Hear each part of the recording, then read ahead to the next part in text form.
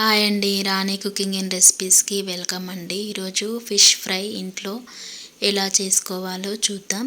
పర్ఫెక్ట్గా బయట తిన్నట్టుగానే వస్తుందండి. ముందుగా ఒక మిక్సీ జార్ తీసుకొని 2 స్పూన్స్ ధనియాలని వేసుకొని 1 స్పూన్ జీలకర్రని యాడ్ చేసుకో. జీలకర్ర ఫ్లేవరు ఫిష్ ఫ్రైకి చాలా బాగుంటుందండి. 1 స్పూను మిరియాలని యాడ్ చేసుకొని ఒక మీడియం సైజ్ ఒక ఆనియన్ యాడ్ చేసుకొని మిక్సీ పట్టుకోండి. కొద్దిగా వాటర్ పోసుకుంటూ ఇలా పేస్ట్ లాగా పట్టుకొని ఒక బౌల్లోకి తీసుకొని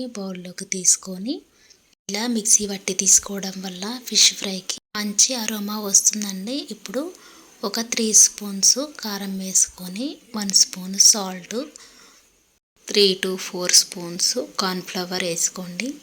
కార్న్ఫ్లవర్ ప్లేస్లో మీరు బియ్యం పిండిని కూడా తీసుకోవచ్చు, అదేనండి రైస్ పౌడరు తీసుకోవచ్చు. ఇప్పుడు 1 స్పూన్ అల్లం వెల్లుల్లి పేస్టు, సన్నగా కట్ చేసి పెట్టుకున్న కొత్తిమీరని యాడ్ చేసుకొని ఇలా కలుపుకోండి. ఇలా కలుపుకోవడం కొంచెం కింద పడిపోతుంది కదా, చేయితోటి చక్కగా మసాలా అంతా కలుపుకొని పక్కకు పెట్టుకోండి. ఇలా పేస్ట్ని కలుపుకొని తీసుకోవడం వల్ల చాలా బాగుంటుందండి ఫిష్ ఫ్రైకి. పేస్ట్ని పక్కకు పెట్టుకొని ఫిష్ ముక్కలని ముందుగానే ఉప్పు పసుపు వేసి నీట్గా క్లీన్ చేసుకున్న వాటికి ఇప్పుడు పేస్ట్ని చక్కగా ముక్కలకి మసాలా అంతా పట్టేలాగా అన్నిటికీ ఇలాగే 2 సైడ్స్ మసాలా అంతా పట్టించండి.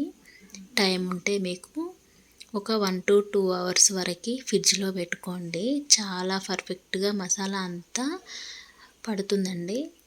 లేదు అంటే ఒక 1/2 అవర్ పెట్టి ఫ్రై చేసుకోండి. నేనైతే ఒక 2 అవర్స్ పెట్టాను. ఆఫ్టర్ 2 అవర్స్ తర్వాత చూసారా మసాలా అంతా పట్టి.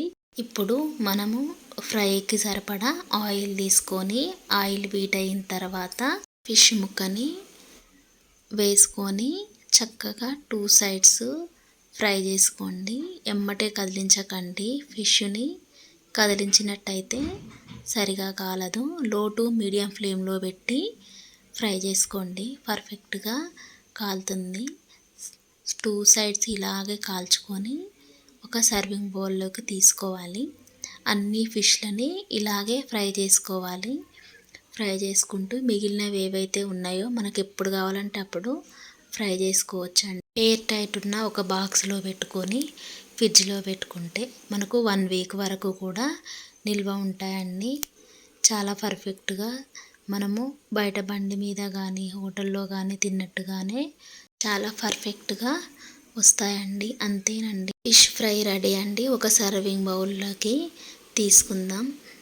ఈ రెసిపీ నచ్చినట్టయితే లైక్ చేయండి, షేర్ చేయండి, సబ్స్క్రైబ్ చేసుకోండి. పక్కనే ఉన్న బెల్ ఐకాన్ని క్లిక్ చేయండి. నేను పెట్టిన ప్రతి రెసిపీ మీకు నోటిఫికేషన్లో వస్తుంది. అలాగే డిస్క్రిప్షన్లో ఉన్న వంకాయ పెరుగు కర్రీ ఇంట్లో ట్రై చేసి ఎలా వచ్చిందో కామెంట్ బాక్స్లో కామెంట్ చేయండి. Thank you for this recipe.